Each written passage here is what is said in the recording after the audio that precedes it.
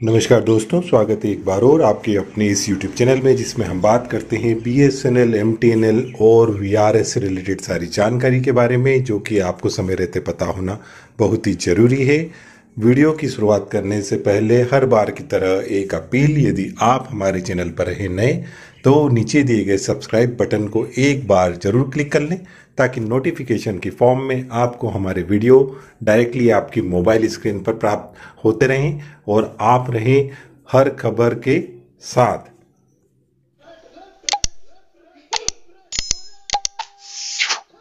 दोस्तों, जैसा कि आपको पता है, भारत में महामारी का दौर है, जिसका असर BSNL, MTNL और VRS लिए हुए जो BSNL के कर्मचारी अधिकारी हैं उन पर भी पड़ रहा है। तो इस समय में आपका जो डिपार्टमेंट है, BSNL, MTNL जो विभाग है, वो अपने कर्मचारियों के लिए क्या कर रहा है। दोस्तों, देखने में आया है कि जो जितनी भी यूनियन है वो अपने लेवल पर प्रयासरत है, जो कि चाह रही है कि यदि किसी तरह की किसी की जनहानि होती है तो उससे बचाने के लिए या उसे कंपनसेट करने के लिए डिपार्टमेंट एक कोई कड़ा कठोर रुख अपनाए, कोई कठोर नीति लेके आए। इसमें आप मानेंगे बहुत सी यूनियन हैं, वो सबसे पहले डिपार्टमेंट से ट्राई कर रही है, उनसे बात कर रही है कि सभी वर्किंग कर्मचारी अधिकारियों की सैलरी टाइमली उनके अकाउंट में क्रेडिट हो, ताकि इस महामारी के दौर में वो फाइनेंशियली सक्षम हो इससे लड़ने के लिए। दूसरा एक मुद्दा, एक मांग और उठ रही है कि यदि इस बीमारी के कारण किसी अधिकारी या कर्मचारी की डेथ हो जाती है तो उसके परिवार के किसी सदस्य को अनुकंपा नियुक्ति के अंतर्गत डिपार्टमेंट में जगह दी जाए। देखते हैं यह मांग कहाँ तक पूरी होती है। तीसरा मुद्दा, तीसरी मांग यूनियंस डिपार्टमेंट से रख रही है कि सभी कर्मचारी अधिकारियों का बीमा इंश्योरेंस हो, ताकि किसी तरह की जनहानि में उसके फैमिली को एक लमसम अमाउंट मिले, ताकि वो सरवाइव कर सकें। चौथी डिमांड सभी यूनियन अपने डिपार्टमेंट, अपने BSNL डिपार्टमेंट के उच्च अधिकारियों से कर रही है कि जो 45 ईयर से कम उम्र के अधिकारी कर्मचारी हैं उन्हें टाइमली वैक्सीन मिल जाए। इसके लिए अपर लेवल पर लेटर चल रहे हैं, परंतु वो केवल लेटर ही हैं। अभी तक इसके लिए कोई भी सही कदम नहीं उठाया गया है। तो दोस्तों, यदि समय रहते टीकाकरण जो वैक्सीनेशन का कार्य है, BSNL के जो अधिकारी कर्मचारी जो कि 45 ईयर्स उम्र से कम हैं उन्हें लग जाता है, तो ये एक बहुत ही अच्छी चीज़ हो सकती है। तो आप सभी से एक रिक्वेस्ट, यदि आपको भी इसी तरह के कोई और कुछ सुझाव यूनियन या फिर अपर लेवल जो डिपार्टमेंट के हैं उन पर पहुंचाना है, तो नीचे दिए गए डिस्क्रिप्शन बॉक्स में ज़रूर मेंशन करें कि वो कौन सी चीज़ है जिसे इस दौर में लाना चाहिए। दोस्तों, आज की वीडियो में हम बात करेंगे 5G ट्रायल की, जिसका असर चीन पर क्या हो रहा है। आइए हम इसको इस खबर के अनुसार समझते हैं। बौखलाया चीन, 5G ट्रायल में चीनी कंपनियों को मंजूरी नहीं, नाराज, कहा भारत में कारोबार के लिए ठीक नहीं हो रहा। दूरसंचार विभाग डॉट ने भारत में जल्द ही 5G मोबाइल नेटवर्क का ट्रायल करने की मंजूरी दे दी है। हालांकि इसमें किसी भी चीनी कंपनी को नहीं शामिल किया गया है। इस पर चीनी दूतावास की ओर से कहा गया है कि ये भारत में व्यवसाय के लिए ठीक नहीं है। भारत में जल्द ही 5G मोबाइल नेटवर्क के ट्रायल को दूरसंचार विभाग ने मंजूरी दे दी है। इसमें चीन की किसी भी कंपनी को कोई मौका नहीं दिया गया है। इससे चीन बौखला गया है और उसने कहा है कि ये आपस में ये सही कदम नहीं है। हमें उम्मीद करते हैं कि भारत आपसी विश्वास बढ़ाने के लिए बेहतर फैसले लेगा।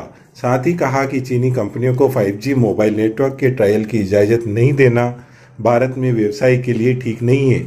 बता दें कि दूरसंचार कंपनियों को 5G ट्रायल के लिए इस सप्ताह के भीतर 5G स्पेक्ट्रम उपलब्ध कराया जाएगा। इसका मतलब है कि रिलायंस जियो भारती एयरटेल, वोडाफोन आइडिया और MTNL BSNL को ट्रायल के लिए 5G स्पेक्ट्रम उपलब्ध कराया जाएगा।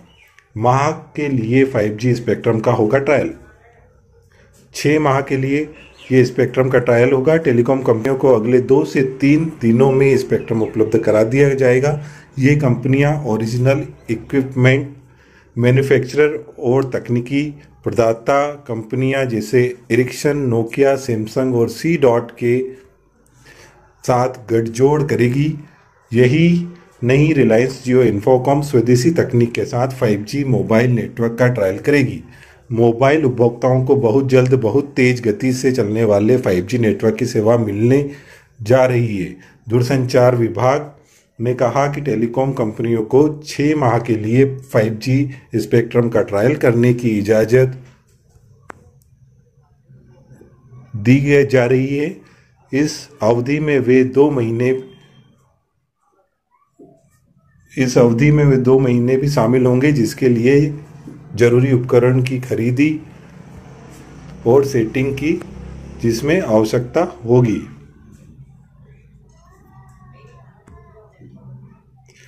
ट्रायल से चीनी कंपनियों के हाथ लगी निराशा। दूरसंचार विभाग ने कहा कि टेलीकॉम कंपनियों को न सिर्फ शहरी बल्कि ग्रामीण और कस्बाई इलाकों में भी 5G मोबाइल नेटवर्क का ट्रायल करना होगा। इसके पीछे मकसद साफ है कि पूरे देश में एक साथ 5G नेटवर्क का लाभ उपलब्ध कराया जा सके। कोरोना वायरस और भारत चीन सीमा पर चीनी सैनिकों के नापाक हरकत को शायद ही भुलाया जा सकता है। यही नहीं, चीनी कंपनियों की नापाक इरादे से भारत में काम करने के मामले में समय समय पर आते रहे हैं। इसकी वजह से भारतीय IT विभाग ने कई चीनी ऐप पर भी प्रतिबंध लगा दिया था। अब भारत सरकार ने चीनी कंपनियों ZTE और हुआवे को 5G ट्रायल से भी बाहर रखना मुनासिब समझा। दूरसंचार विभाग ने कहा कि भारतीय परिप्रेक्ष्य में ही 5G स्पेक्ट्रम का ट्रायल किया जाएगा।